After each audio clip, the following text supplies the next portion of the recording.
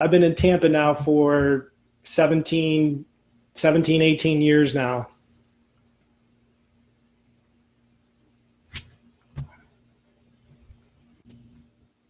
Am I on?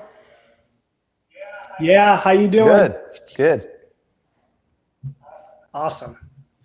So we're going to give it another minute or so, guys, and then we're going to go ahead and get started. Sounds good.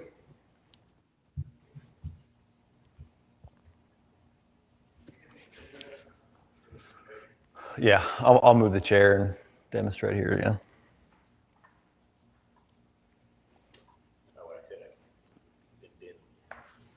Yeah. Richard said it. Todd, it's good to see you. Good to see you guys.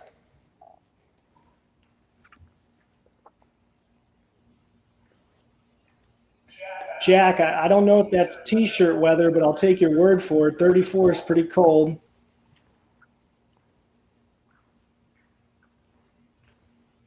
What was the weather there in Dallas, Bill?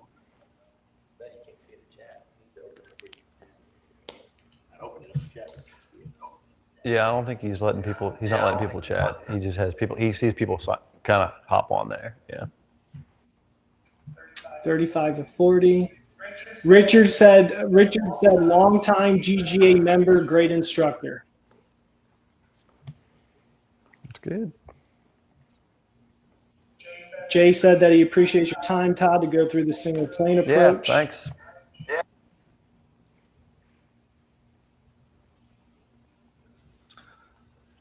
All right, guys. Well, we're going to go ahead and get started because I want to be cognizant of everyone's time here, and especially Todd for spending some time with us this evening. So happy to have Todd, happy to have all you guys, and let's go ahead and get started. So today's live program is all about Swing Like Moe and the single plane swing. That's why we brought Todd Graves in here. Nobody knows it better than Todd, and he's going to tell us why it's easier in changing the golf paradigm with the single plane swing. And just a couple of housekeeping items here, guys. This is really for anyone who has an open mind about the golf swing. It doesn't necessarily mean that you have to change into all going out single plane, but I really want you guys to have an open mind what Todd is going to be going over today. And also anyone who's just looking to play better golf, there's probably some things that you can take away today to help you start playing some better golf. And last but not least, for a lot of you who have joined us in the past, we're all about having a good time. We keep it pretty light and pretty fun, and this event's going to be no different. What we have on the agenda today is we're going to talk a little bit about Moe Norman, who Todd had a great relationship with. We're going to talk about the single plane swing, and Todd's going to be going over some things there.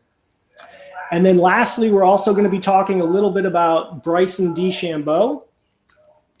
And then we're going to leave about 10 minutes or so for some Q&A at the end of the session, like we always do.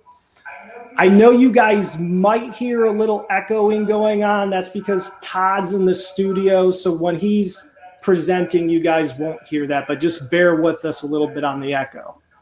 Don't turn them down too much. And then as I mentioned,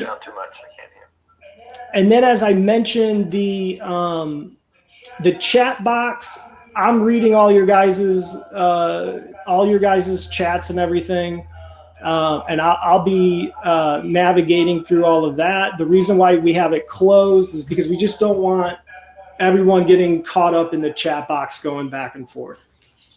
But I can see them. That's why I'm calling all your names and your locations off and all of that. All right, so let's go ahead and get into this a little bit. So I'm your host today. I know a lot of you on here already know who I am, but those, hey, Doug, how you doing from Salt Lake City? For those of you who don't know me, I'm Shawn McConnon. I'm the founder of UpGlove. And UpGlove is all about providing a player's glove, a soft, thin, top-grade Cabretta glove for half the price. We're a membership platform. We've been shipping for, I think, a little over 2.5 years now. I am a huge golf lover. I caught the bug when I moved back down to Tampa, and I've been playing golf ever since. And I'm also a single-digit handicap. And for those who have never seen the glove, a little bit something different about our glove is a mesh backing. And then, like I said, we are a soft top grade Cabretta leather.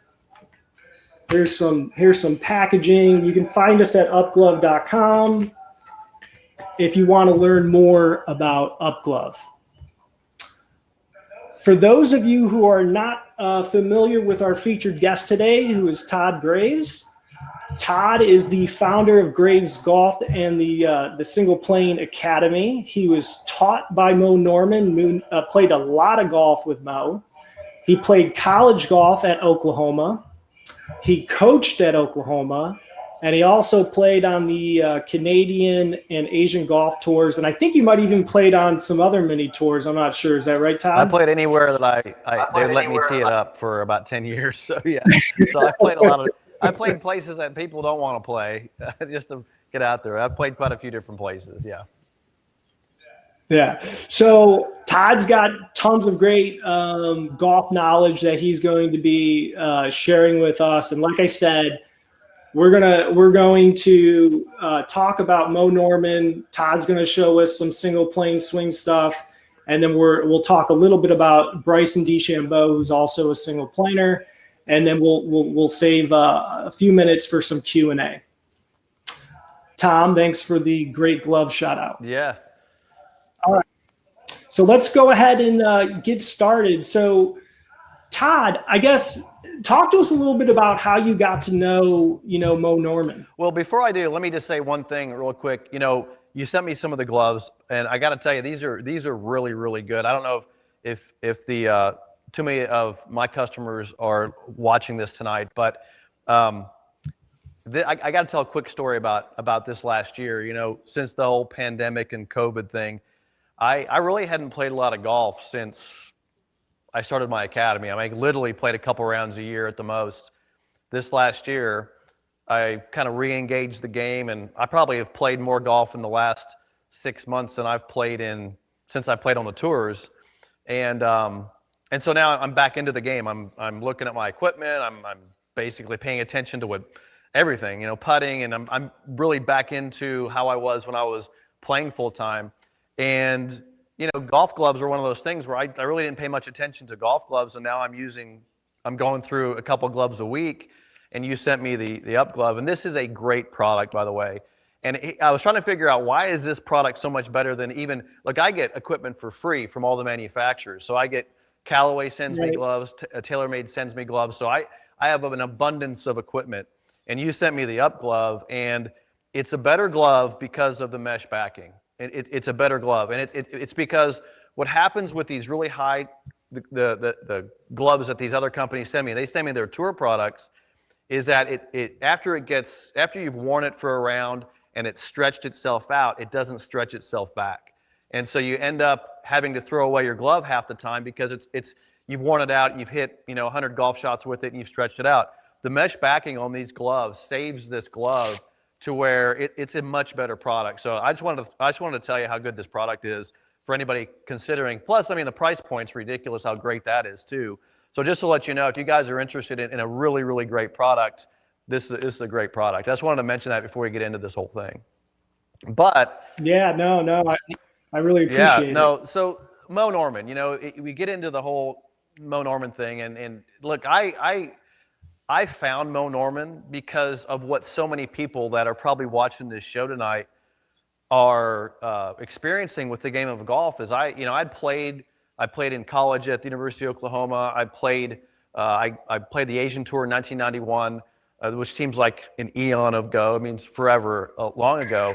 I was working with the best instructors that at the time that in the game, the Hank Haneys, the David Ledbetters, the Tom Antons, all these guys who, Billy Casper, it was a good friend of mine. I was engaged in the game trying to figure out how can I step up my level of play to be the high quality player that I wanted to be. You know, I traveled the Asian tour with Todd Hamilton and David Toms and some of these guys now who are on the playing on the senior tour, but at the time they were the best players in the game. And I have to admit, I was a good player, but I wasn't near the caliber of those guys as a player.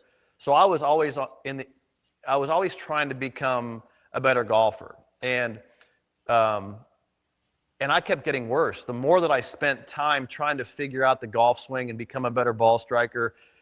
And I always tell people, no one has spent more money than me on trying to figure out the golf swing. I was hiring every coach I could find, the best coaches in the world. I was traveling all over the world. And I was just not getting anywhere. At times I was even getting worse. And there was this guy named Moe Norman that I didn't know at the time. This was back in the early 90s. I knew of him. There was probably, I had heard of Moe Norman.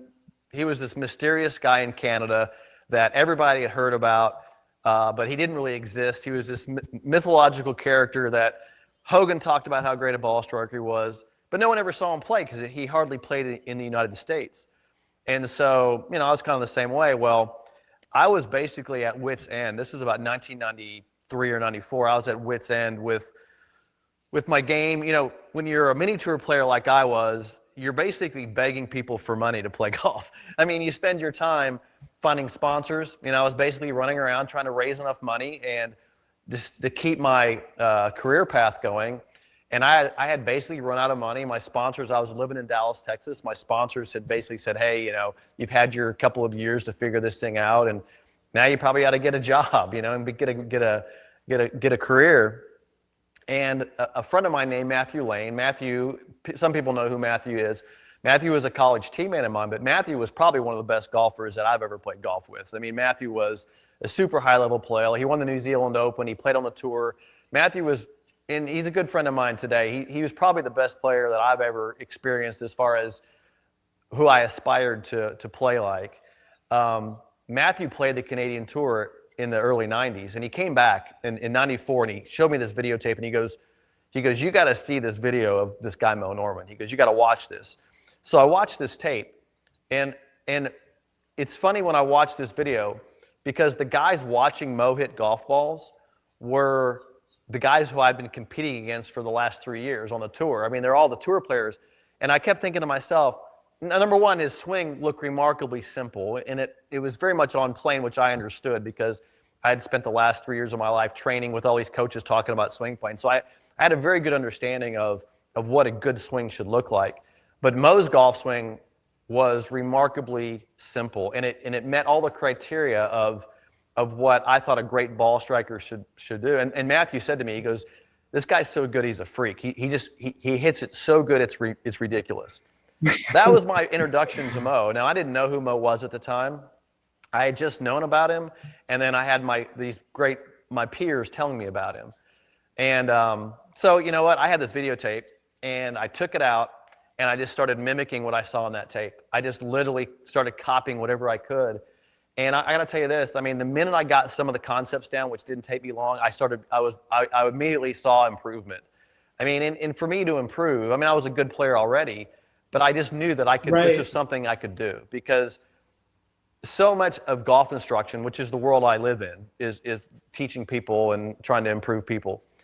That world is very confusing. I mean, look, for every YouTube video I put out there that has some instruction, for as many people that get some benefit from it, get confused by it as well, because there's so much information out there on YouTube that you can just get caught up in. Where's my left-hand grip? Where should my feet be? How should my arms be positioned? I mean, it can go on, right? So that's the world of golf instruction. And so when I saw Moe doing this, I said, man, that's just so simple. And I got benefit from just putting my body in the same position he did. So when I did that, I don't want to get into the whole long story of how I ended up finding it, but anyway, Moe was doing a clinic in Chicago, Illinois, and I found out about it, and I drove to Chicago. And now keep in mind, I had been practicing his swing for about a year. So I had been kind of trying to figure this thing out for a while. So Moe does this clinic, and I tell people it's very hard to describe a Moe Norman clinic because you see this kind of, and at the time Moe was 64 years old, so he was kind of past his prime, but here he is, and this range was terrible. I mean, we were on a crappy range, the ground, we were pouring water on the ground So it was soft enough for him to even take a divot because it was just so rock hard. And here was Moe just hitting literally just pure in it. I mean, I just can't tell you how amazing. And look, I had played with the best players in the world at the time, and Moe by far was equally as good as ball striker as I'd ever seen. And here he was, 64 years old, and he's just like so simple, and the flight pattern and the ball flight and the solidness of contact and all those things you look for in great ball striking. And I was just fascinated by it. But I had been kind of trying to figure it out myself. So Moe had, if you ever saw Moe do a clinic, he would have his clubs scattered everywhere. I mean, he would literally, it looked like somebody just took his bag and just dumped it out. And I said, hey, Moe, you mind if I hit your 8-iron? He goes, go ahead. And so I started hitting balls. He goes, hey, it looks like me without a belly. Looks like me without a belly. So that was kind of my first, number one, seeing Moe hit golf balls in person, not just on a video, but also being around him and just him kind of, becoming friends with him and then learning. And then from that point forward, for the next 10 years before he died, I would go spend as much time as I could with him. We'd play golf together. I was very much in the learning mode, trying to figure out, Moe, how did you figure this thing out? Or, and all those things that people consider idiosyncratic, putting the club behind the ball, how much body tilt he has, the width of the stance, his arm alignment, all those things. And to me, I don't know if you just can't make a swing easier than what Moe was doing. And I was always nothing more fun than to grab 300 golf balls on a range with Moe Norman and let him go and just start hitting golf balls. I mean, there was probably nothing better than that.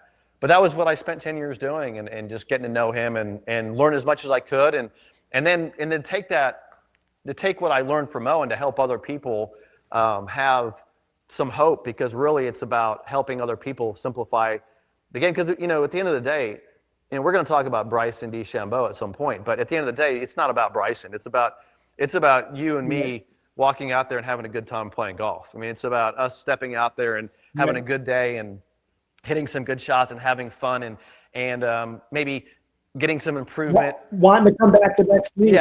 Yeah, it's just about having a good time. And if we can get better and have a future in our golf game that's going to make us better and have more fun, we get out of bed and we go play golf and we have a great time. So I'm into that part of what I do.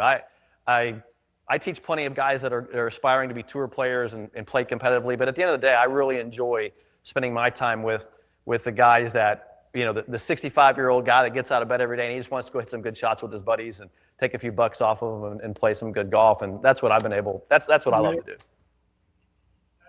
That's awesome. I find it fascinating that here you are, there's not too many people who can go play Division I college golf, then go play on professional tours. And you totally had this moment of I need to get better. And you didn't get controlled by all these golf people to go down a certain path. You found something and you were able to improve, even though you were playing if you were taking a percentage, you were probably in the top 1% of golfers. Yeah. And yet the single plane swing improved your golf game. Well, I think one of the things that I always think about this a lot as far as, I look at golf instruction, people think, well, what other instructors teach, stack and tilt, all these other things out there. I look at all of it, and I think the thing that probably might be the biggest issue the biggest difference that you're going to see what I might teach versus somebody else is I teach a specific model. I mean, I teach, which it's the Moe Norman model, but it's a single plane swing. And, people, there's this you've spent enough time in the golf world to know that there's this thing about, oh, he's a method teacher versus teach each person individually, right? And I'm very much a method teacher. Right. And my success comes from the method teaching that I do. Now, are people different? Sure. People, look, I just had a couple NBA guys approach me to want me to help them. They're 6'6", right? So we're all different size-wise. But at the end of the day, we're biomechanically very similar. We have arms, legs, shoulders. We rotate, we bend, we side bend. So at the end of the day, we're very similar in a lot of ways, even though we're all kind of built differently at times. But what comes down to is, if the methodology that I teach, if I had to summarize, what does that really mean? What is a method? A method is, and I think this is good for people to understand, that it's not that I'm trying to sit there and put everybody in the same box. It's that I understand biomechanics enough to know that if you're going to take somebody and teach them, let's take, for example, the grip position, that you can't just talk about the grip without talking about the arms. And you can't talk about the arms without talking about the shoulders. And you can't talk about the shoulders without talking about maybe the upper body or lower body. So you notice how everything's connected. And this is why golf instruction gets so diluted and confusing, because people will talk about the grip. They'll go, hey, you need to have your trail hand in this position. But they haven't talked about where the right arm should be or the left hand should be. So now you're only getting a piece of the puzzle. And now that piece of the puzzle may not fit in with what else you're doing. And all of a sudden now you're really a mess. So a method guy like me, it's making sure, we call them matching up. We make sure everything's matching up. Like, is your upper body matching your arm position? Is your hand position matching your arm position? Is your lower body matching your upper body position? Is your foot position? And so you can kind of see why a method, when you get these positions in place, then you can deliver a club to the golf ball in a very consistent pattern.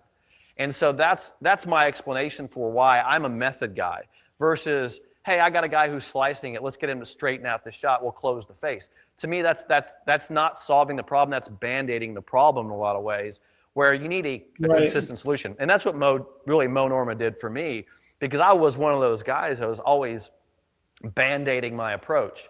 I mean, I remember just an example, I'm working with Hank Haney, and I love Hank Haney. He's a friend of mine. I spent a lot of time with him.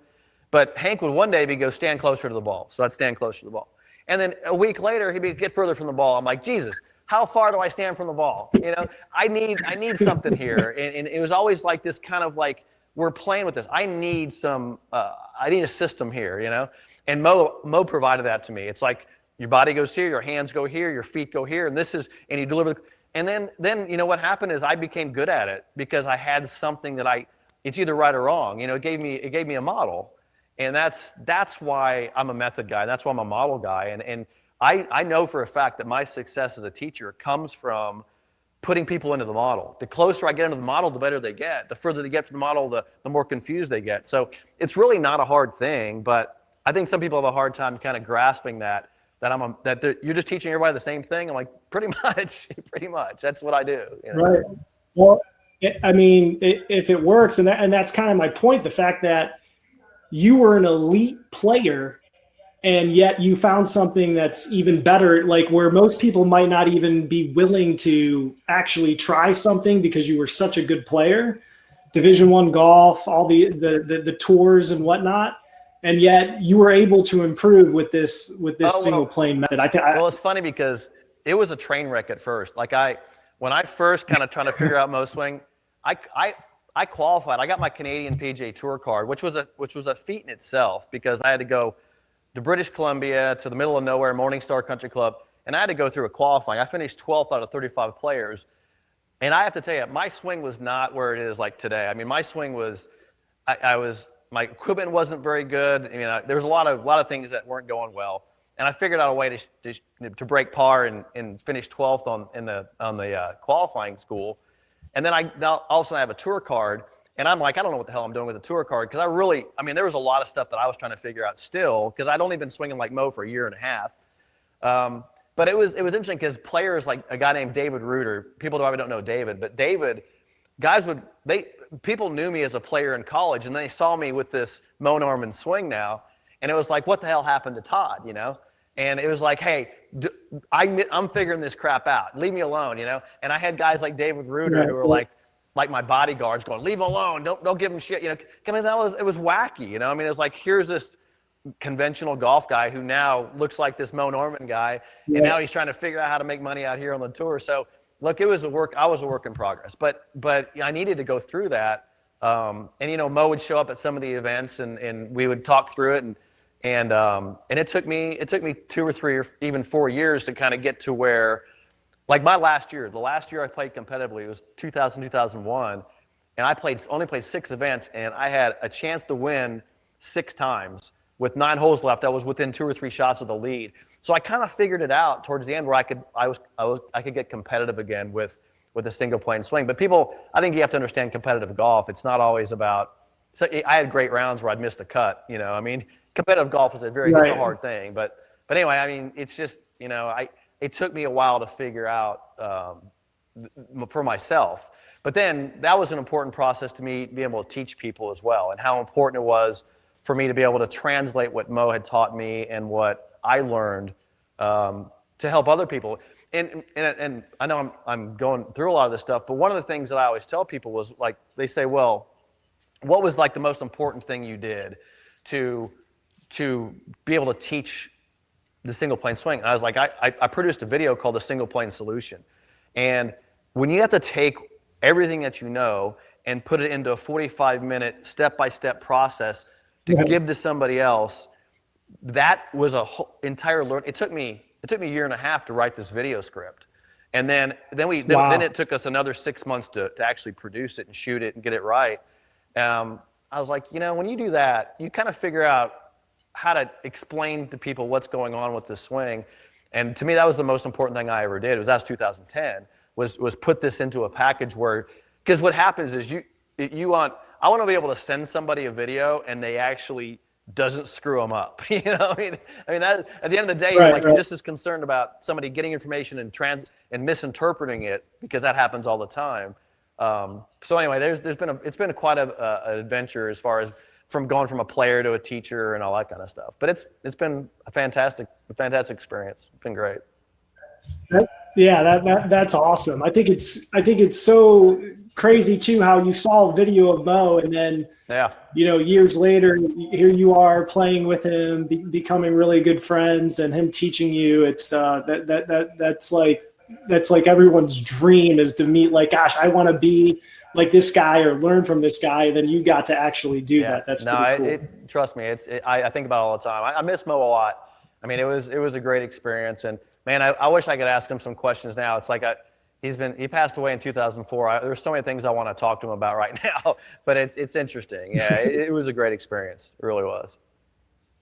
And before we move on, for you to start showing us and teaching us and helping us learn the single plane swing, you told me a story about Moe one time when we first talked about how he went into, you guys were at you guys were at some kind of golf clinic or some kind of golf show, and he stepped into like one of the simulators and for his swing speed. Well, so everybody has this thing about Moe where they see his swing, and most people don't see his swing when he was younger. Now, if you go, I put some footage up there from the mid '80s and stuff. So you can kind of see a younger version of Moe, but a lot of people thought that Moe didn't hit it very far.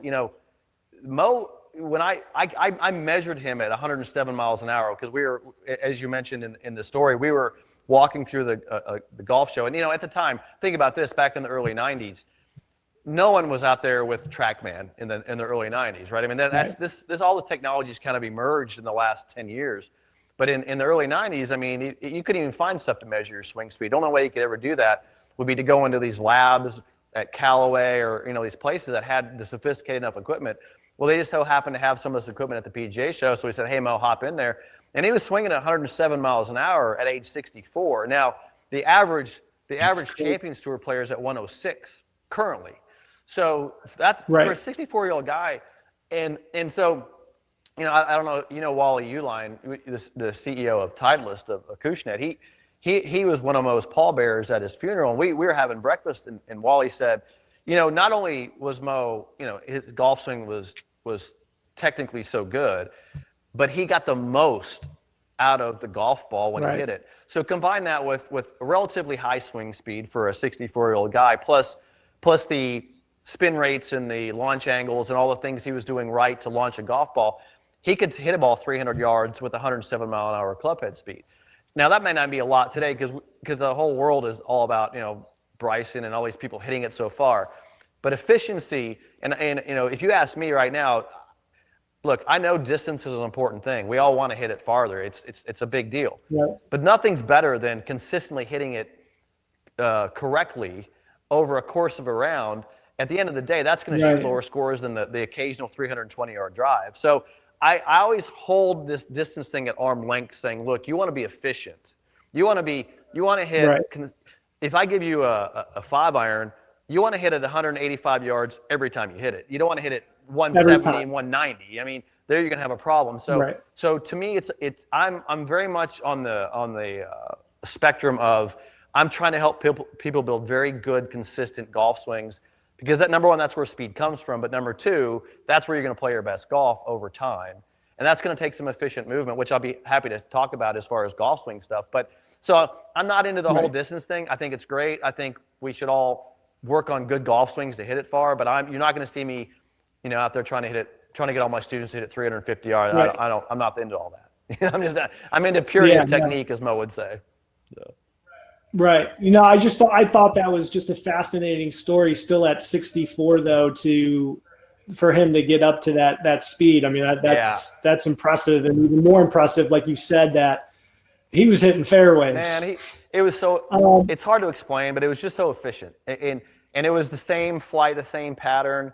And that's why he could drop a blanket out there. He could hit drives and be out there, 260 to 280 yards, just right in the same area. I mean, just the flight. And what I always tell people too is, when you look at around the golf, like if you go play 18 holes of golf, your good shots are going to be your good shots. I mean, we all hit good shots, right? It's really how good your bad shots are. It's like you hit is your shot go 40 yards left or 5 yards left?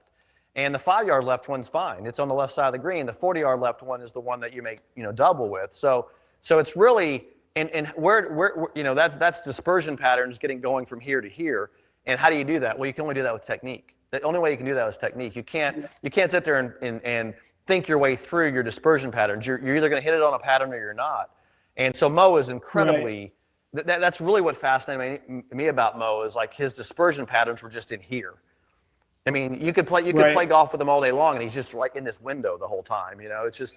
Yeah, the confidence you have when your misses aren't even that bad is, I mean, that really improves your golf.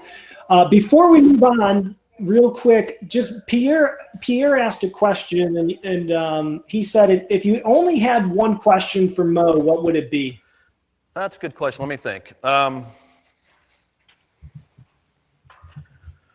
One question to ask him now that I didn't already ask him. Let me think. That's a good question. I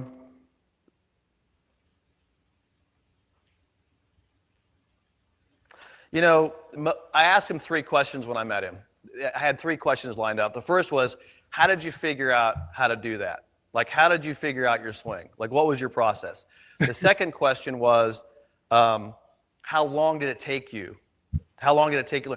And the funny thing is, these are the questions I get asked all the time when I teach, is how long is it going to take me to figure this out? How did you, and if I had to ask him a question now, it would probably be on the lines of, it would be the same question I get asked all the time. Is like, Mo, right now, what would you do right now if I wanted to learn your golf swing? Where should I start? What should I do right now? Like, how can I get this as fast as possible? Because that's the question that as coaches, people are asking us for swing advice. Like, people ask me about the grip, setup, things like that. But what people are really asking is how can I learn this faster? Like, how can I get this faster? Like, I don't want to go hit 1,000,000 golf balls like Mo did to figure this out, and I don't want people to either. So, and that's another whole reason why I teach a model, because here's my perspective is, you can, if you want to, you're more than welcome to go hit 800 balls a day like Mo did for 5 years, and you'll end up with probably a pretty decent move at a golf ball. Or you can just copy the best in the world, and in a very short period of time, as long as you copy it relatively correctly, you can end up with a golf swing in a lot less period of time. So I'm about speeding up the process as well, which is why I copied Mo to begin with. I wanted to speed up the process. I wanted to stop the guessing. And to me, the minute we stop guessing and the minute we go to the model, and you can look at it and go, hey, this is exactly where Mo is, you're improving like that. That's how fast you can improve. So to me, it's all about speeding up the process. And I would always be trying to ask Mo questions about speeding up the process. What's the next thing that's going to get me there faster? Yeah, that's what everybody really wants. Yeah. So Todd, I'm going to go full video mode on you, and then maybe you can walk us through a few things that you wanted to cover for everyone today. Yeah, I'll go through a few things real quick. So one of the things, and I kind of mentioned this a minute ago, when you talk about the golf swing, and I'll kind of step you through from address position into swing mechanics, and I'll kind of work in order. When I teach the golf schools, or I teach people in kind of a formal setting, I always make sure people learn things in the proper sequence. And the reason I do that is because everything that you learn relates, and I'll get more into that in just a minute. But you can't just say, okay, let's talk about lower body move, because the lower body is going to move relative to how you position the feet and how you position the upper body and things like that. So we have to work in a proper order. The second thing that I think is important to understand is I talk about grip and how you hold a golf club secondary to body position. Now, that's a little counterintuitive to what most people teach. Most people teach grip first. And if you go into Barnes & Noble right now and you go look at all these books, the first thing they start out with is grip. And so I'm kind of counter to that, because the way you place your hands on the club is a direct relationship to club face, but it also relates to your arm position. So you have to talk about the position of the body and the hands together. And when you look at Moe, and you look at a single plane swing, and you look at especially Moe's technique, what you see is, because of his body position and because of the way his hands are placed on the club, you get this alignment of the lead arm and the club. And then from a down the line view, you get another alignment, see the alignment of the trail arm and the club. Now, these two lines, this alignment here and this alignment here, are a function of my tilt of my body, the rotation of my arm, and the rotation of my trail arm. So you can notice that the grip, body position, and arm position are all very related to get into this, what we call ideal single plane address position, where the club is lined up with the lead arm. See that alignment there? And then from a down the line view, the club is lined up with the trail arm. Now you'll notice from that down the line view that this arm is visible above that arm, and it's not visible. And this is where, when you start instructing people and you're trying to get some clarity on why you're seeing this, it's not because my arms are lifted higher, because that's what everybody tends to see. They see, oh, Moe's hands are higher. If you actually had Moe today, and this is one of the questions I asked him, was like, Moe, how do you feel at address? He felt like his hands were underneath him. Well, that's kind of counterintuitive to people thinking, well, my hands are lifted up high. And it's because when he's side bend, this is called side bend, that's tilt, side bend. Notice how my arm comes up. This lead shoulder goes higher. All right, well, that arm goes higher, but it actually brings this arm lower. And those two things create a single plane alignment with that club. So now you got the lead arm lined up, and you got the trail arm lined up. So what you're going to see, and the reason that I kind of focus on the model, which I mentioned earlier, is because the hand position, this hand being in this rotation, which I'll talk about in a minute, this hand being in this rotation, the bend of the body, side bend, everything's related. It's all related to the address position and the grip, and you can't single out one thing and say, well, Moe was a great ball striker because of his grip.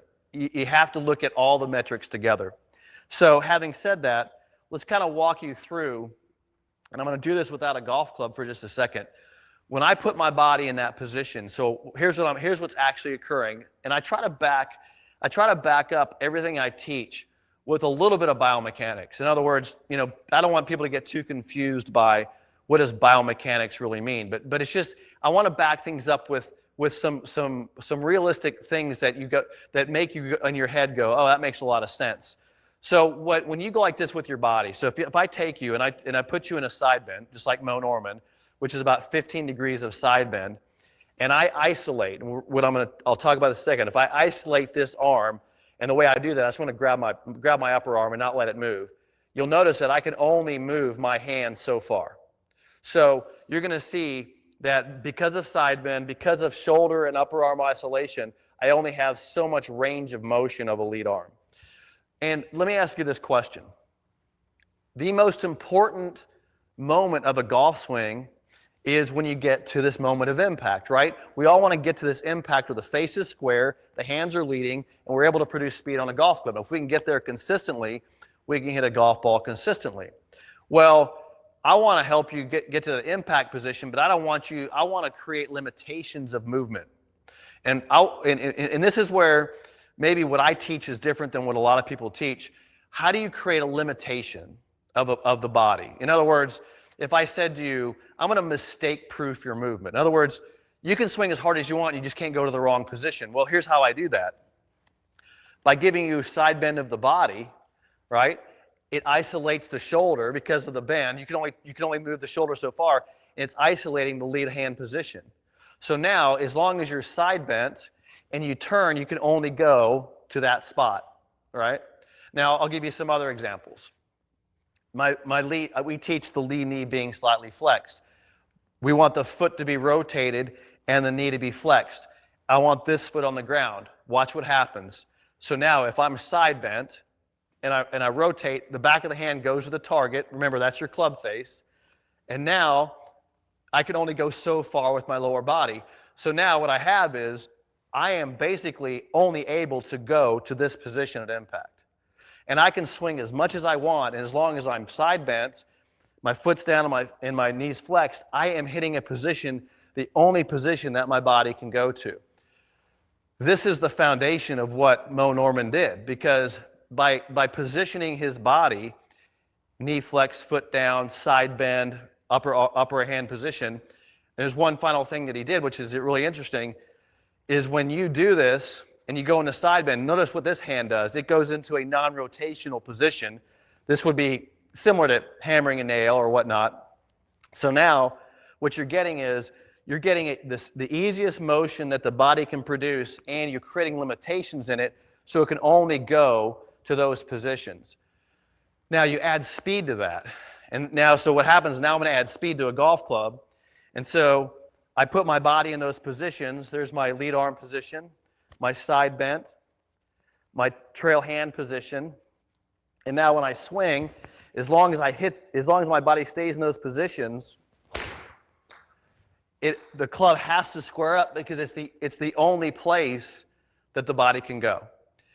So you just saw me walk you through the golf swing by creating limitations in the body. And so that's really where the success of Moe came from, because I asked Moe this question. I said, Moe, how do you become so consistent? And his only answer ever to me was, hit your positions.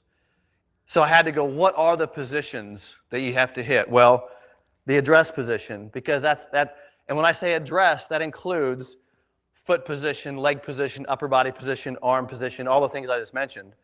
And then the position of the body's bend, side bend rotation, the position of the body, bent knee, foot down, side bent body, and then the position of the finish. And if you're able to hit your positions, which mean all the positions of the body, the club can only go into one path.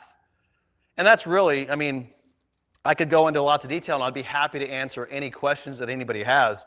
But that's really the foundation of why, if you asked a simple question and said, well, why was Moe such a great ball striker? Is because he couldn't make a mistake because of the way he was positioning his body.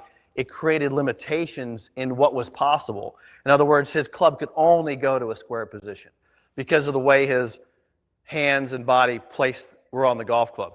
His foot position, because of the knee flex, the foot down, his lower body could only go so far.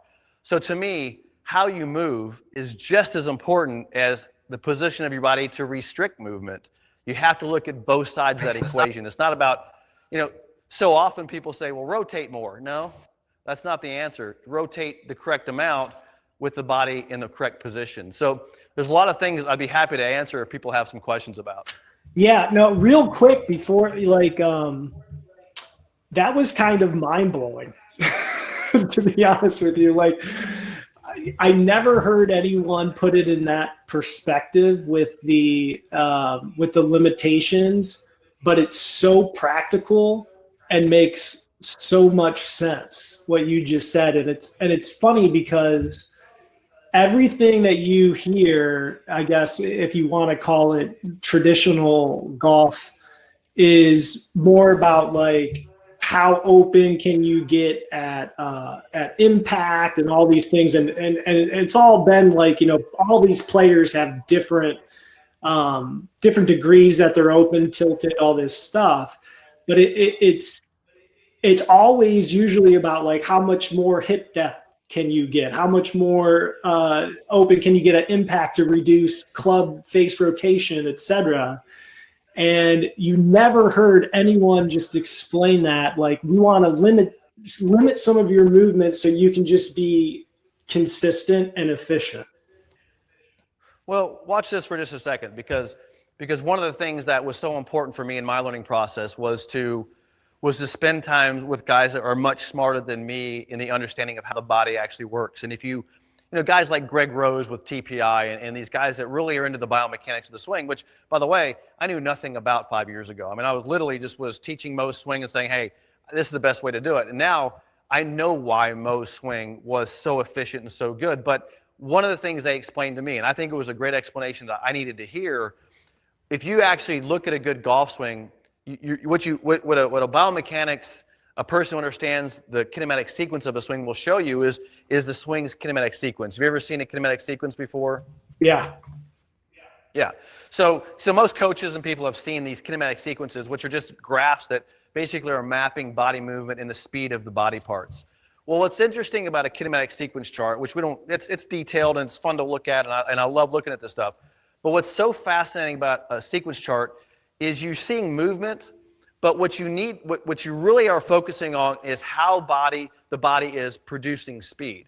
So we all want to make sure that when we hit a golf ball, that when we get to a certain point, we can accelerate the golf club through impact and make sure it's square at the moment of impact. So it's really about what's happening in this area through here.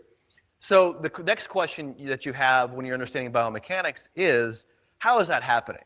Like this is a question you sit in a room with biomechanics guys and go, okay, you just produced a lot of speed in your arms.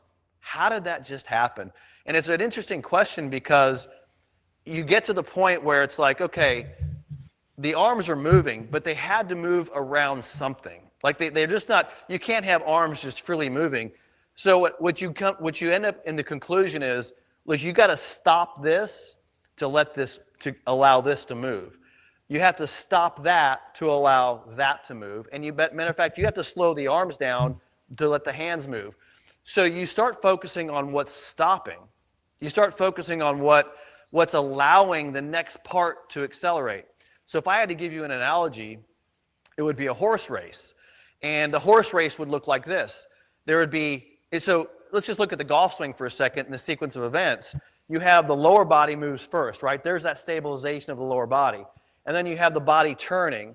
And then you get to a point where, in conventional golf, they post up. You see this a lot. In our swing, you hit into a flex knee, which is safer. We like that better. But then you got the upper body turning. But then look what happens to my body about right here. If I'm side bent, and people can stand up out of their chair and try this, you can't really turn more than that. I'm talking torso here. The only thing left to move from this point is the arms and the shoulders can start moving past the body. So in other words, here's what happens. You get lower body movement, torso movement, arms and shoulder movement, and then you have the completion of the sequence of events. So what allowed that to occur, where did that start? Well, it started right here. It started when the lower body stopped here and said, you know what, Todd? I'm only going to let you go this far. I'm not letting you go anymore. The only thing that you can move now is the right side of your body. Okay, the right side of my body. Okay, now what's next? Well, I can't move the right side of my body anymore, so what can go? Oh, the arms can go. And all of a sudden now, you have a perfect sequence golf swing, and it's because of what stopped, not because of moving more. And that's really the biomechanical side of that horse race, of lower body, upper body, arms, hands, and club. It's that horse race that's happening from the top of the swing. And the question that I always had for these biomechanics guys was this. It's like, how is the upper body using the lower body? Like, how is the torso able to now rotate with the lower body stopping? And then when I get to this point here, how do the arms accelerate if the upper body is stopping? And they're using the next body part. So the horses, they're in the horse race, and the torso, the pelvis takes off first. So here's the pelvis goes first, then the torso, then the arms, and then the hands. So you have this sequence of events. But the torso, the pelvis is out first, the torso second, arms are third, hands are fourth. Well, here's what happens. This pelvis, it goes first. And then the torso goes, you know what? I'm going to grab onto that pelvis right here, and I'm going to use it to move. And so what it does is it grabs onto that pelvis, and then the arms go, you know what, I'm going to grab onto that torso. And so each additional body part is grabbing the next one and using it. But here's my point to this. If it's not stable, if I, for example, turn my pelvis and I don't stabilize it, the torso has nothing to work against. So then it says, you know what, Todd, I can't move. I can't accelerate. Well, guess what? The arms are going to use the torso, and the torso is like, I'm not stable, can't use me. And then people cast early and they release the club, and then all of a sudden they lose all this speed. So people who want to produce more speed, which might be the conversation that we have about Bryson, it's really not about moving more. It's really about moving more efficiently.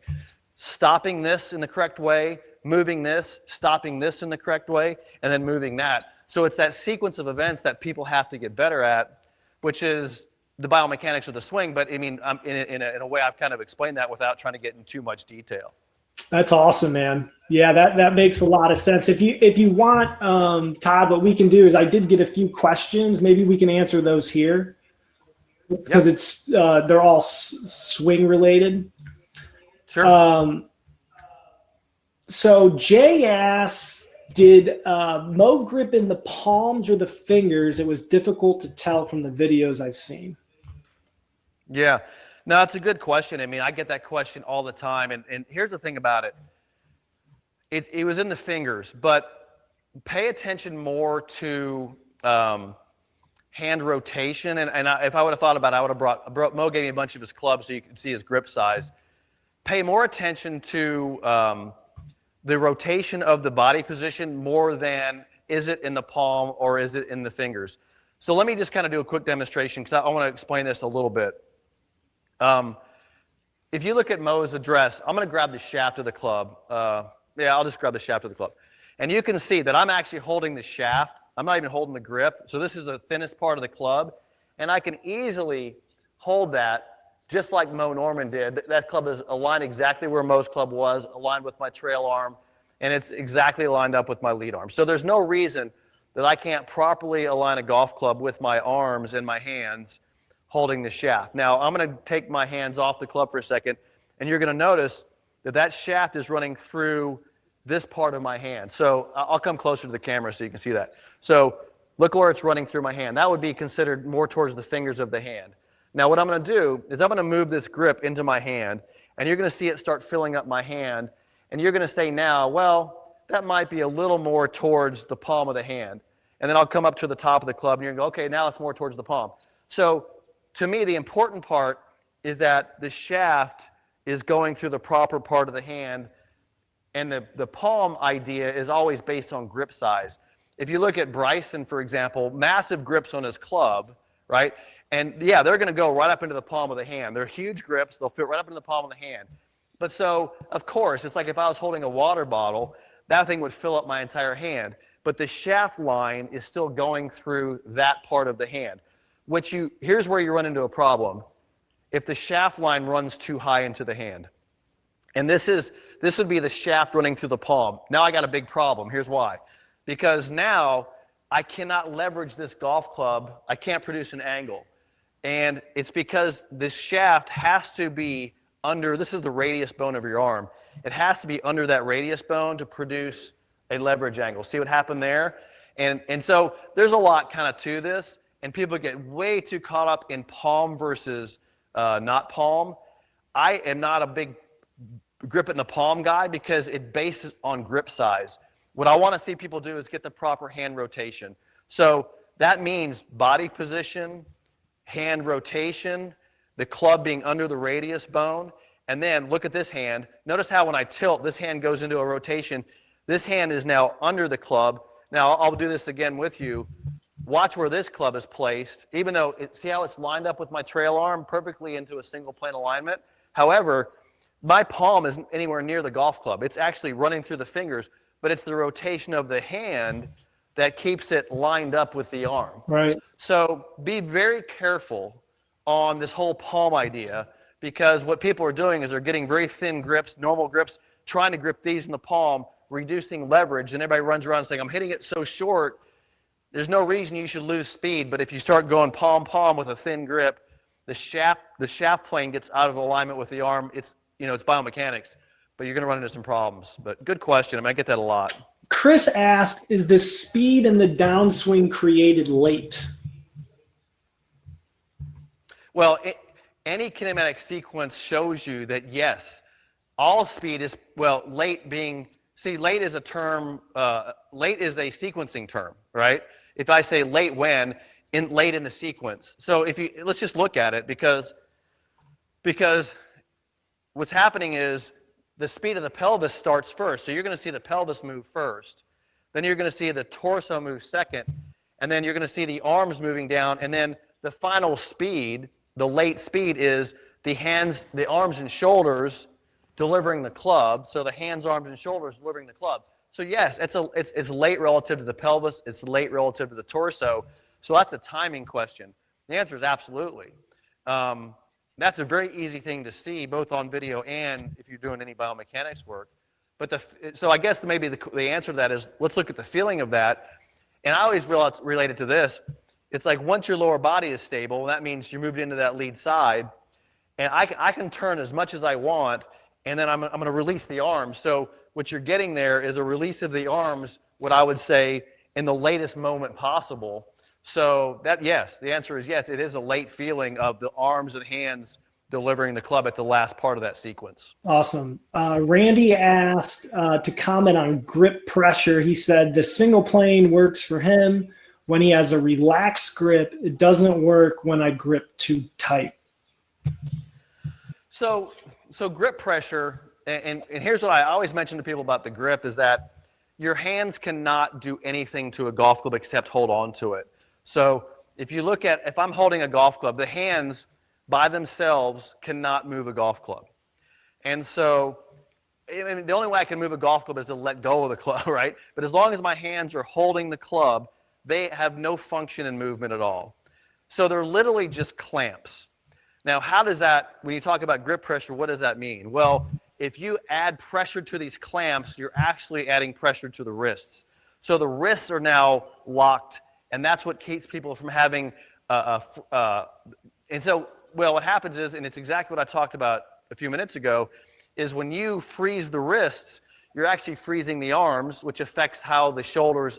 So basically, when you add pressure, it's not about the hand pressure that's really the problem. It's really about how much tension get put into the arms and shoulders, and now you're not freeing up the movement. When you let those hands have a little less pressure, now see how my arm can bend, which it couldn't do when the wrists were locked, and now the arm can straighten. So now you can use the arms and hands and wrists correctly, and the hands, because you reduce the pressure, allow the arms and wrists to work.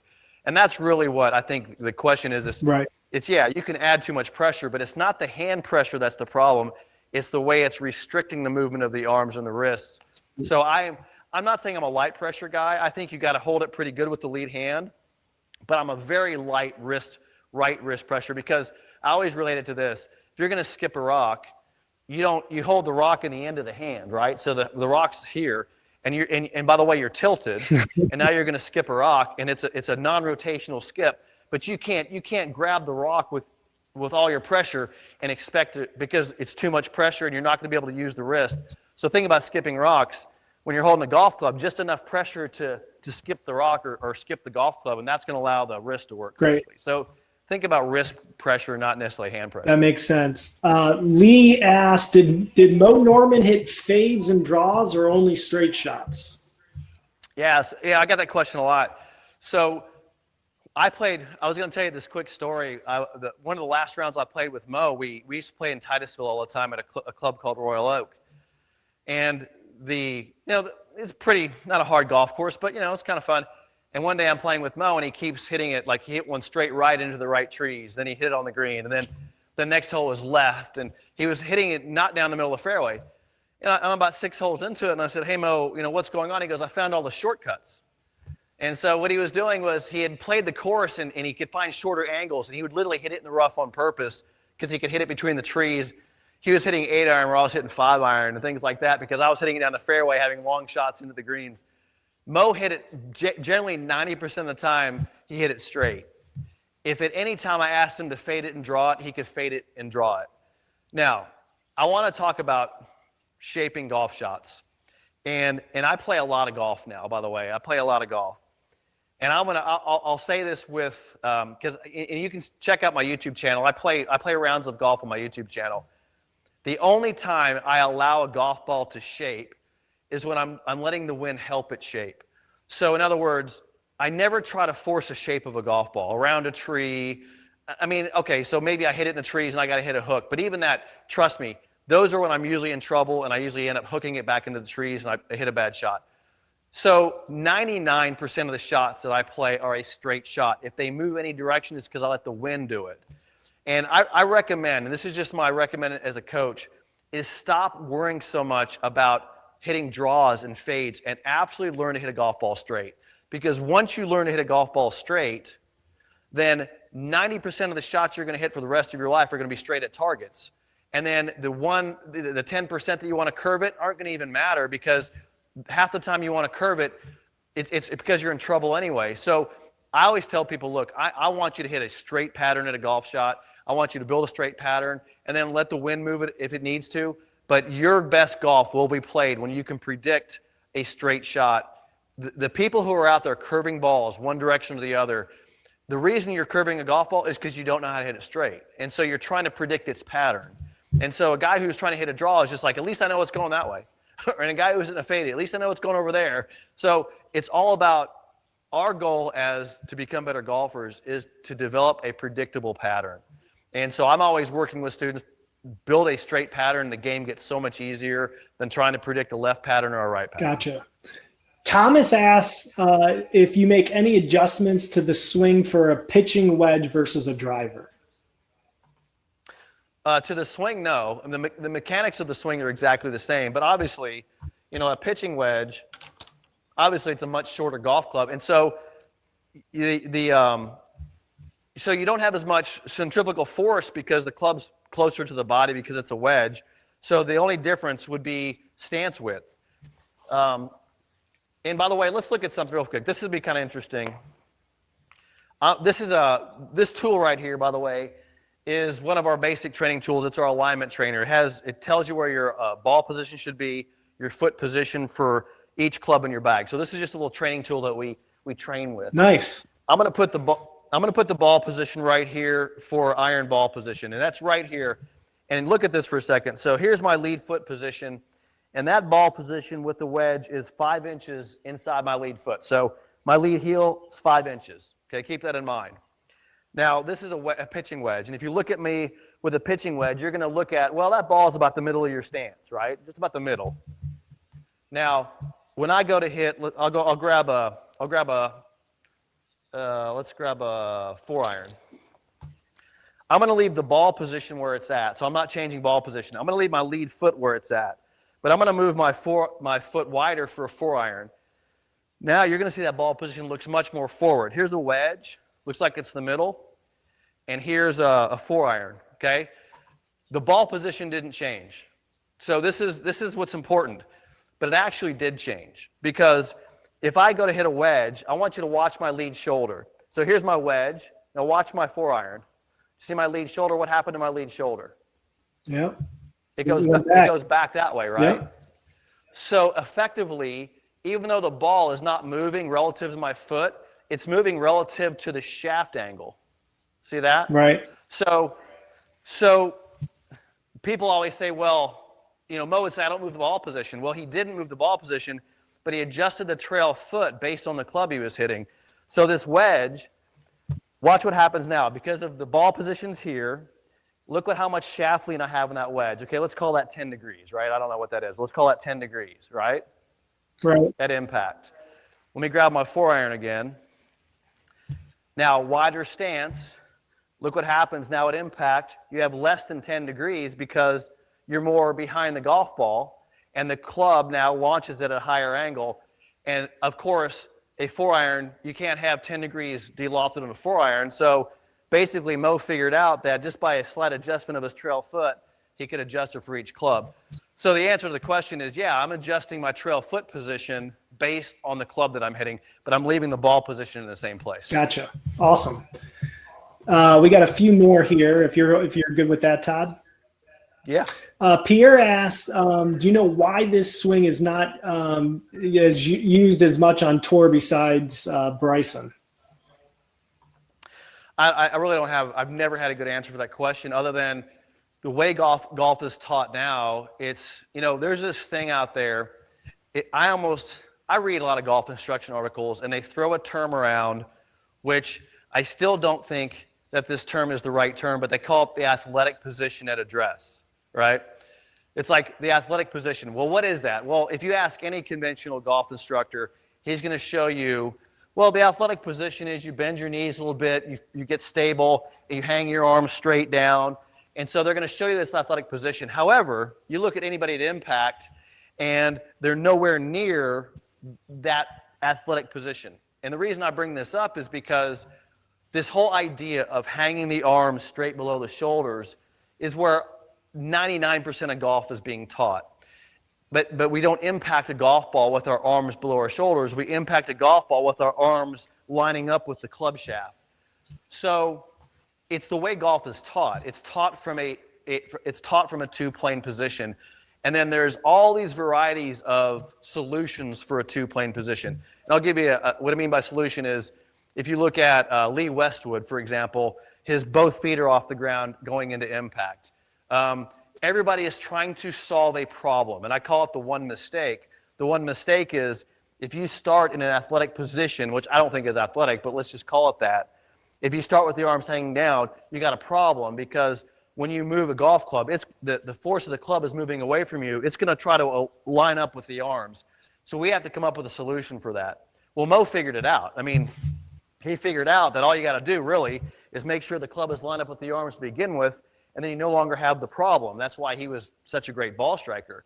And the guys who tend to find this solution, Sergio Garcia, and guys who are a little more like this, Steve Stricker and now Bryson, they're going to have a better chance of getting to this impact position. So you're starting to see guys out there that are getting closer to this. And my contention is always the guys who are the closest to being on the impact plane to start are always going to be the better ball strikers. They got a lot less movement of the shaft going into impact. But I mean, I don't know a good answer to why more guys aren't doing it, other than it's just the way golf is taught. Mm-hmm. It's taught to hang the arms straight down. And the other thing too I could mention is that I've played competitive golf. I've been on plenty of tours. I've done so much in the game of golf. Ball striking is an important part. I love it. I mean, I focus on it. It's what I do. I love teaching people. I love watching people improve their ball striking. But it's only a piece of the game. The guys who went out there on tour are good ball strikers, but they're chipping and putting remarkably well. I mean, if you got to focus on the people putting well.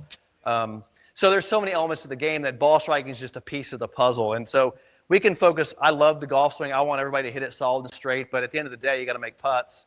As I know, I played a money game the other day, and I three-putted the ninth green and lost all the money on the last hole because I three-putted. So you can lose your money from putting, and I hit it really good too, by the way. Yeah, no, that's a good point though, because the shaft does go more vertical at impact. I've seen people talk about that a lot, about how the shaft does go more vertical. To your point. Yeah.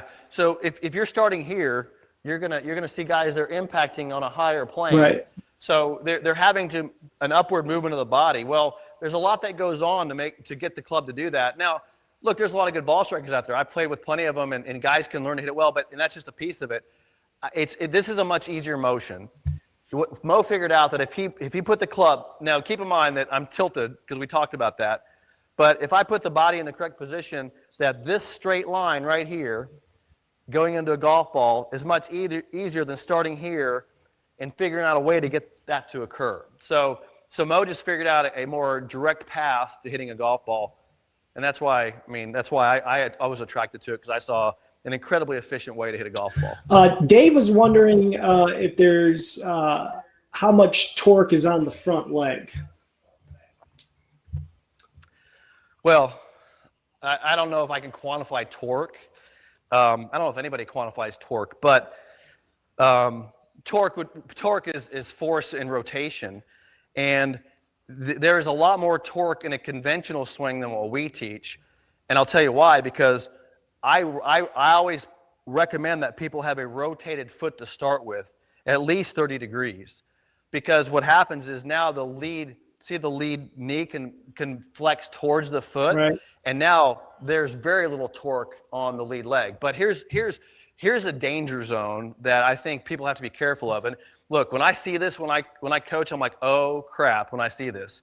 When I see people with a straight foot on the lead foot, now we have a problem, because now we're asking for pelvis rotation, but now we got a knee that's out of position to rotate. So now you have torque. So if you want to get torque off the lead foot, you've got to rotate it this way so that the knee it's already in a rotated position. It's opening itself up. So now it's less torque. So there's very little torque in what I teach, but I know if you have your foot straight, you're going to feel torque, which I wouldn't recommend. Okay. Steve was asking in your book that you described the first thought of the downswing should be the front knee shift to the toes. Can you explain when this move should occur in the sequence?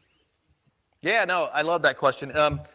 So in my book, I'm gonna, if I could put an amendment in that book, here's what I would do, because this was, it's actually the first thing that happens is, yes, from the top of the swing, the knee goes towards the toe. But I want to ask that same biomechanical question: is how the heck is that happening, right? I mean, I always ask that question because it's the how that it's happening that's important, not that it is happening. We can watch all types of things go on in the swing, but I want to know why it's occurring. And I want to take a step back and look at the backswing for a second, because when I go to the top of my backswing, you'll notice that I'm working against the inside of my leg and the inside of my trail foot. Right. Now, the reason I bring that up is because when I can easily move my pelvis over into that knee. See that? And that's what I talk about in the book, is that you want to see the knee go towards that lead toe. Mm-hmm. It's like you're stepping into a shoe. But I can't step into a shoe if I don't push off of my trail leg.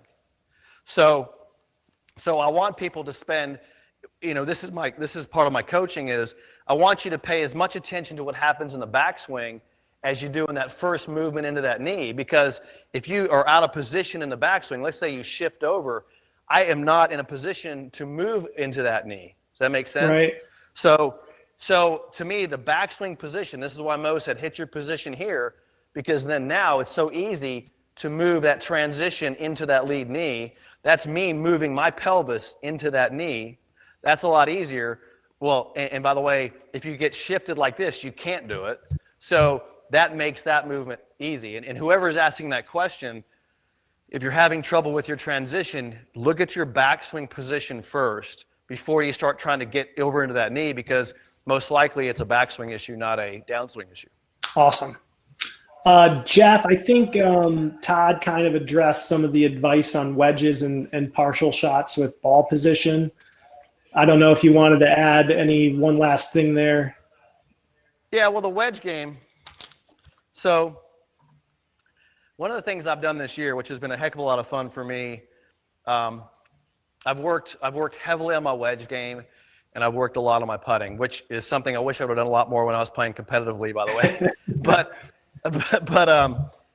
But the wedge game, look, if it's a partial swing. It's not a speed thing. It's a distance control thing. You're going to see the ball position is still in the same spot, but I got a very narrow stance because I'm not making. Let's say I'm hitting a 40-yard wedge shot. I'm also choking down on the club because I want to reduce the speed of the club. This is a 58-degree club, and now what you see is I've put my body in a position to where the club's not going to go as fast, and my body's open, and I can take a partial swing and then accelerate the club to hit the shot. But what I do is I work on the length of my backswing, and I gauge it by my lead arm. So if my lead arm is here, that's what I call 730, and then I accelerate the club, the ball goes 40 yards with my 58-degree club. If I go to 9 o'clock, right here, see my lead arm at 9 o'clock, this club goes 60 yards.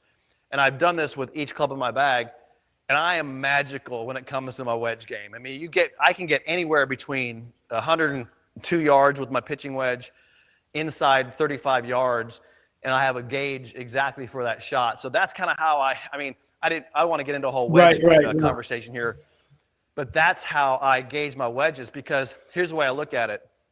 Nobody is good at feeling a wedge shot. And here's why I say that.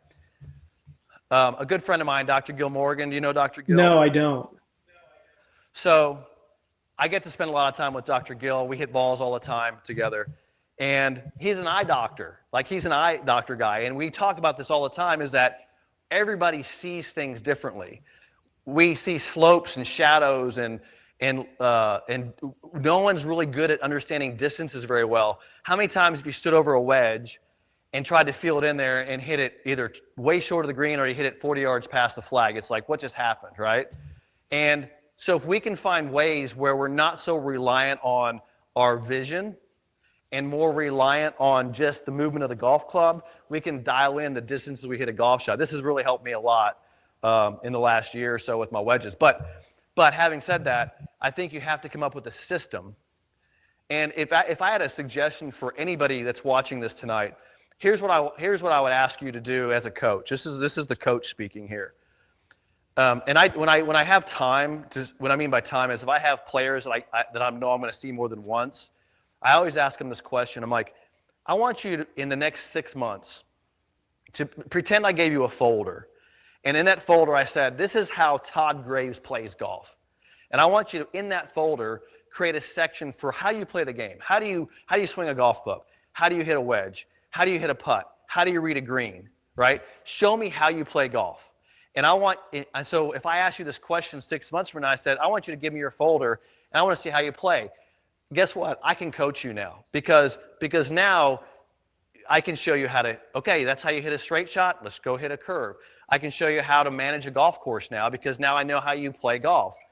I don't think anybody really has a good grip on how they play. They play what I call chaos golf or random golf. They go out there and like, what's going to happen today? Right. How do you warm up for a round? How do you prepare for a round? What is your process for reading a green? All these things that good players, if you look at what good players, every good player can say, oh, I'll tell you exactly how I read a green. I'll tell you exactly. How do you hit a drive down a fairway? Do you have a process for hitting a fairway? It's an interesting question, right? I mean, if I said to you, there's $100,000 right here, and if you hit the fairway, you get that. Right. You're going to go like this. You're going to go like, okay, wait. Hang on a second. I got to make sure. Okay, you got to make sure you hit the fairway. Okay, how are you doing that? Pretend you have. What process is going to give you the absolute best percentage chance of hitting the fairway? Well, that's what you need to figure out. Like, what is that process? Right. And see, good players have figured this out, whether it's intuitively or from lots of competitive golf or lots of experience. But if you tell any good player that every given time that you got to give yourself your best chance on every shot you hit, they have a process for it. Right. So I always tell people that I'm coaching is like, man, you got to start thinking about these processes. Like, how do I have a process for how I hit a golf shot, and I use it every time I hit a golf shot. So it's not hard for me to hit a golf shot because I walk in there, I step in, I take one waggle, two waggle, and I hit. It's my process.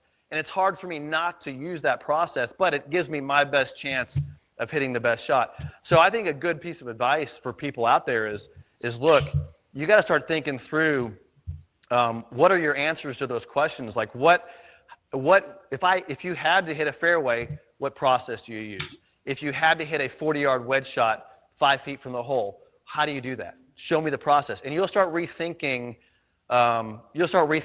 What you do, and you'll get better. No, I think that's really sound advice.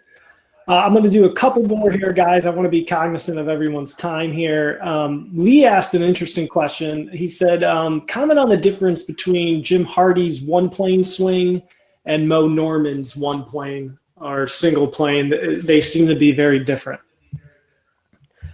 I got to be 1,000% honest with you. I haven't spent a lot of time looking at Jim Hardy stuff. I do know that he spends most of his one-plane concept matching up shoulder plane with arm plane. That's where he spends. That's where he dictates whether the arms and shoulders are matching up with their plane. That is very different than what I'm talking about with the single plane swing. What I talk about in the single plane swing that Moe Norman that I teach with Moe Norman is look, if I set up like this and I put you in the proper address position, this you can see easily that the club is lined up with my right arm. Right. Okay, so I have that lined up. That will be the exact same plane that the club ends up at impact. So I'm matching this plane with that plane. That is my definition. That's what Bryson does, by the way. That is my definition of single plane. And why is that such an important concept for me? Because if you look at, I have to go back to biomechanics, the spatial relationship I have to a golf ball. For example, you can get too far from the ball, right? So if I'm in the correct spatial distance from the ball, my lower body, my spine, and my upper body can repeat their position. So it's really about my spatial relationship to the golf ball. That makes it very easy to repeat my impact position. So to me, if I ask you the question, what's the easiest way to strike that ball on the ground with this stick, you're going to put your body in a position with the stick that allows this to realign consistently. That's why my feet are on the ground, and that's why my lower body's in the same position. So I'm just simply trying to put the body in a position that simplifies impact. When I wrote my book, we started out with impact, talking about impact, because the most important moment in a swing is impact. Well, anybody who's trying to hit a golf ball better only cares about one thing. Can I get the club consistently to impact? And that's really what the whole purpose of this whole thing is. Right. So everything you learn in a golf swing, whether it's hand position, arm position, body position, should be related on, is that helping me get to this moment of impact in a more consistent way? So that's really the answer to the whole equation. Is what Moe figured out was, well, if I put my arm and my body in this position, it allows me to recreate that club shaft position, and my face squares up every single time. People have seen me do this, but I created the reason this is my single plane trainer.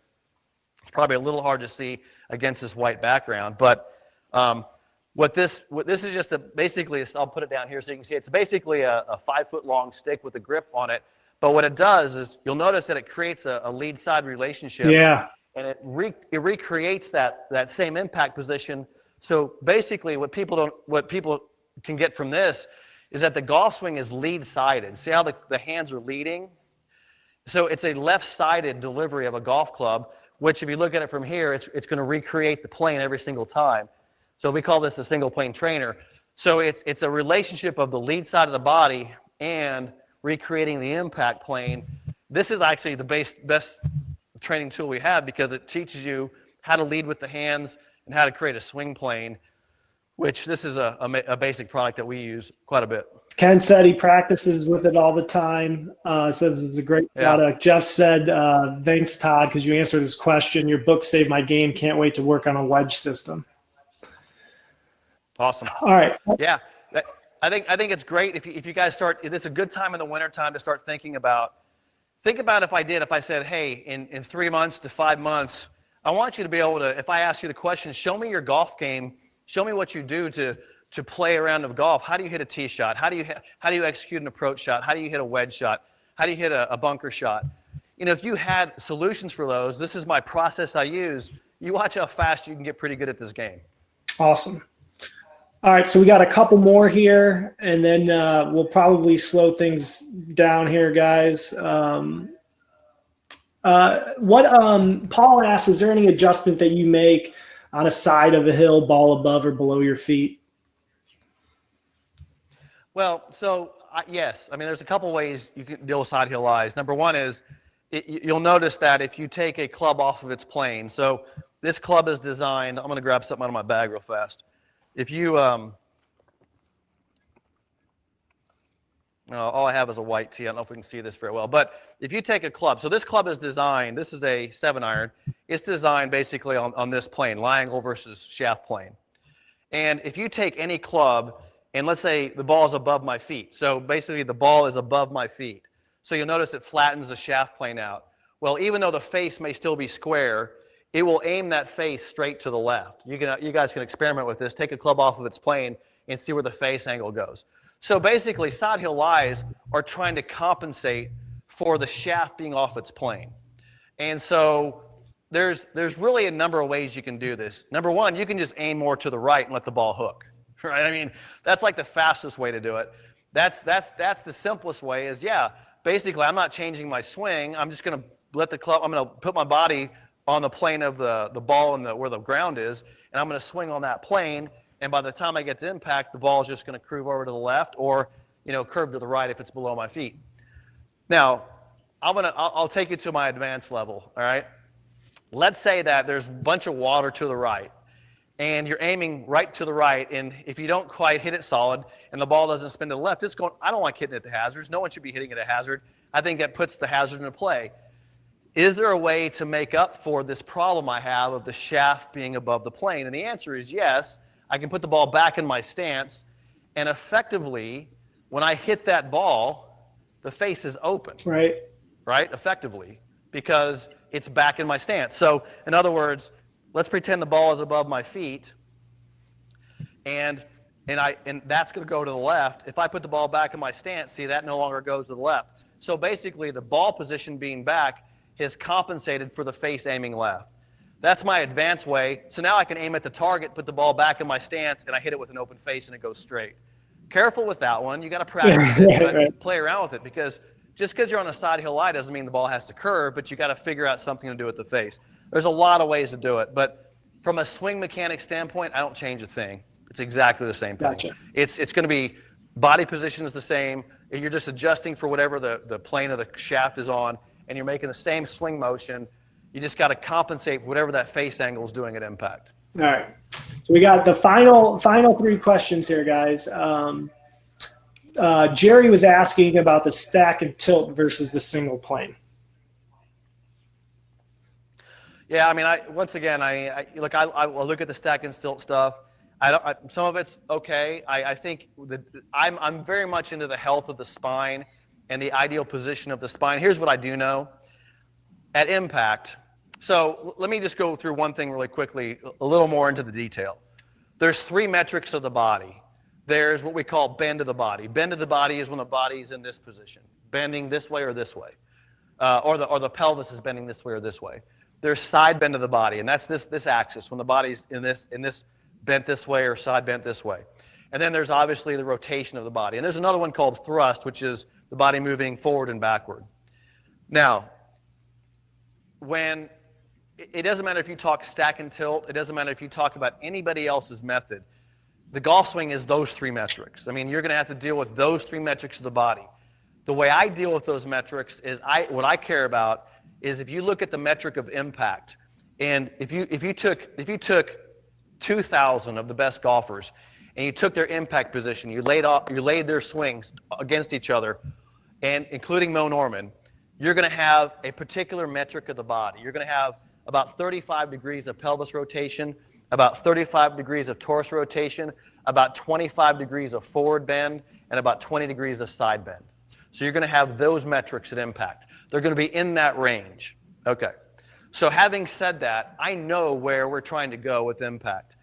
And I said before, we should all understand that is the purpose of ball striking, is to get to those metrics. Now, here's the question. How do you get to those impact metrics?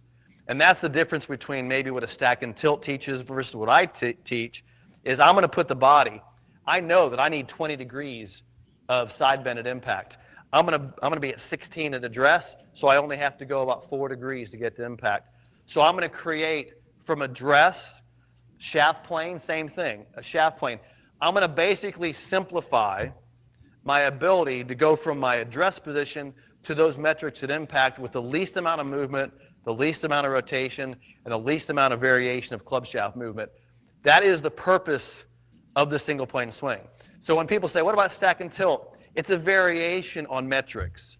And so it's what all golf swings are. It's how much are you stacked? Is your spine this way or this way? Are your hands this way or this way? It's going to be a variation of metric.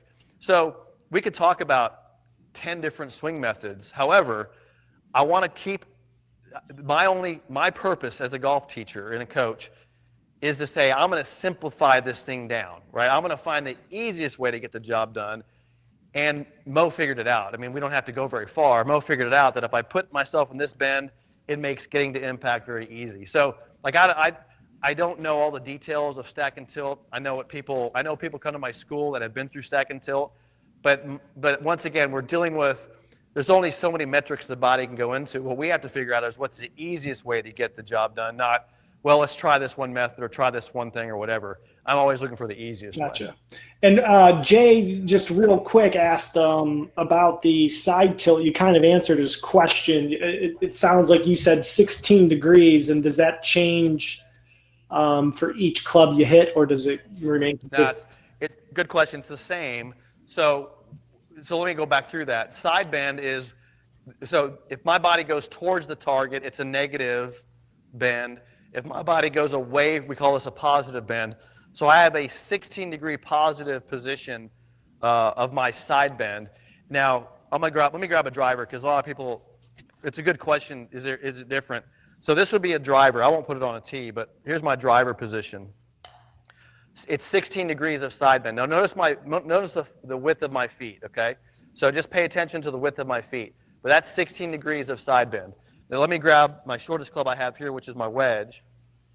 And the ball position obviously is back with a wedge, but look at my side bend. It's exactly the same, 16 degrees. So it doesn't matter if I have a driver or a wedge, it's the exact same side bend. Now, forward bend, driver, wedge, right? So driver there, wedge there. So forward bend, you're going to see some differences in forward bend. And this is where we can have a whole other conversation about single length clubs, which we don't need to get into. But yeah, so this is why, there's some benefit to possibly having single length clubs. I'm not a huge fan of that, because it comes down to your swing speeds and all these factors we can talk about. If you guys, by the way, if anybody wants to reach out to me, email me. We're going to email everybody. You're going to email everybody. You can give them my contact information. Yep. If you want to talk about that stuff, I'll be more than happy to talk to people about it. But yeah, so side bend, the answer to that question is the same side bend for every single club. Awesome. And then Bill asked if you could show the left hand position again. Do you rotate the left forearm counterclockwise until it locks with the thumb at 12 o'clock? Yeah. So left hand. So is this the last question? Yeah. Okay. So let me just go into a little bit of detail here and we'll finish it off. So what I'm trying to do biomechanically, and this is, in the conversation of Bryson, this is the great thing about what Bryson is bringing to the world of golf. Not only is he showing people the differences of what, the scientific element of biomechanics, but he is bringing to light something that I have not had the platform to bring, that Moe did not have the platform to bring, was what we call range of motion, or what Bryson calls zeroing out. And what this really is, it's taking your body and saying, okay, if you take your body and you tilt it, okay, so there's my side bend, and I isolate the shoulder so it can't move, I can only move my lead arm so far. That's the full range of motion of my lead hand, right? Well, that's really important, because the goal of impact is to put your body into, you're moving so fast and your arms are moving that no one can time up by thinking impact. So you want to put your body in a position, the only place it can go is into its full range. So what Bryson is very good at talking about, and what Moe was not good at talking about, was if I put my body, if I take this arm and I go into my side bend, which is the first thing that's important, and then I isolate my upper arm and only use my forearm, it puts the back of my hand into a full range to the target. And so that is the position of the lead hand. As long as the club face now, the leading edge of the club is square to my full range, now that's what's going to occur when I get to impact. See, that's my full range of motion. And here's what's so good about it. It can only go to square. Right.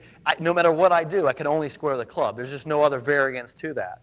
So this is why when I teach the grip position, which we're talking about the lead hand here, it's why the side bend is a very important factor in that.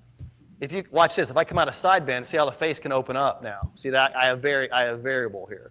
But this eliminates the variable. It can only go to that full range of motion and squareness of the face and the lead arm. And I can go as far as I want that way. And so and let me go down the line now. So if you go look down the line, I go side bend, right? There's my side bend. There's my isolation. There's my rotation. And then I'll put my club into the hand. So now there's my lead hand position there. And there's my lead hand position there. And the trail hand, I'll stick it on there just because now that I'm in side bend, I'll bring the trail hand up, and now this arm is below the lead arm there. So that's the single plane alignment, which allows me to get that thing square every single time. And we talked about it earlier tonight. As a coach, if you can develop what I'm doing here with my technique and putting myself into the range of motion, the beauty is you're going to hit great golf shots, but the real beauty is your bad shots are better. And as you know, I mean, I'll go play around the golf and I'll hit it good, but that means 70% of my shots are good, and there's 30% that I'd want to do over. But the 30% that I miss hit are still playable and pretty good, and I can still play really good golf because I'm never too far offline. And I think the key to playing great golf is not how many great shots you hit, but how many of the shots that you hit badly that are still pretty good. And that's what I'm trying to do here, is help people create golf swings and build golf swings that are certainly repeatable, that have less variables, less variation, and then are super consistent. Yeah, so and eliminate some of those double and triple bogeys. Yeah, exactly. Awesome. Well, I'm going to go ahead, and we're done with the Q&A. I just wanted to thank everybody for joining us tonight, sticking around. We still got quite a few people still in here. Richard, yes. Todd and I plan on working together more. Richard said it gives you and your brother Tim a lot of props, and he appreciates you helping his golf game. Paul said thanks. And I also, real quick, Todd, you sent me a link. I have everyone going. If you guys hold on a second, because you guys are going to be going somewhere right after this. I'm also going to follow up in an email.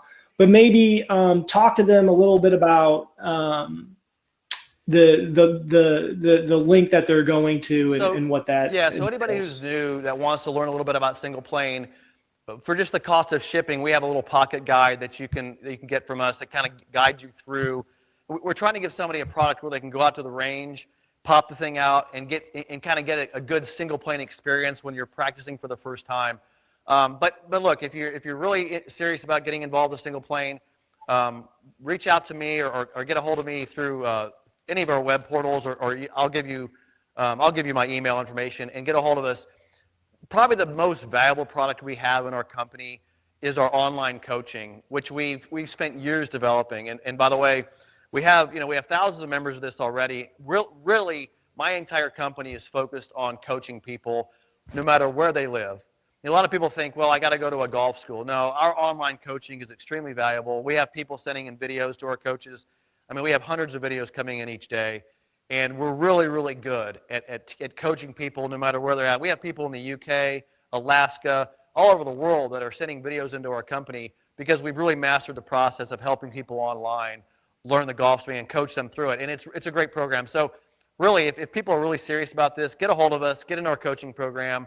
It's not expensive. It's $500 a year. It's unlimited numbers of videos you can send to the company. It's a really great program for not much expense. And plus, you also get credits.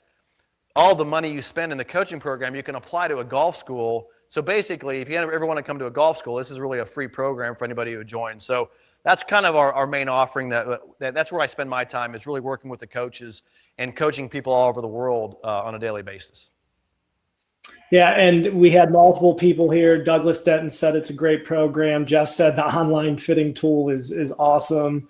A lot of people commenting on the program. And I would also say that, I reach out to, for the folks I've been in some of these in the past, I've reached out to tons of different coaches. I only work with people that I find that are genuine and actually want to help. And Todd is such a great guy. So, you're going to be backed by someone who actually is really going to take care of you and support his product and service. So I'll say that as well. And everyone on here, as I mentioned, I'll be giving Todd all your email addresses, and you guys can continue communicating there. But if you have any questions for me, or you need to get in touch with me and ask anything, definitely feel free to do so as well. Great. Thanks, Shawn. Thanks, everybody, for awesome. joining us tonight. Man, yep. I appreciate everything. Thanks, Thank everyone. you. Yep. Have a great night, everyone.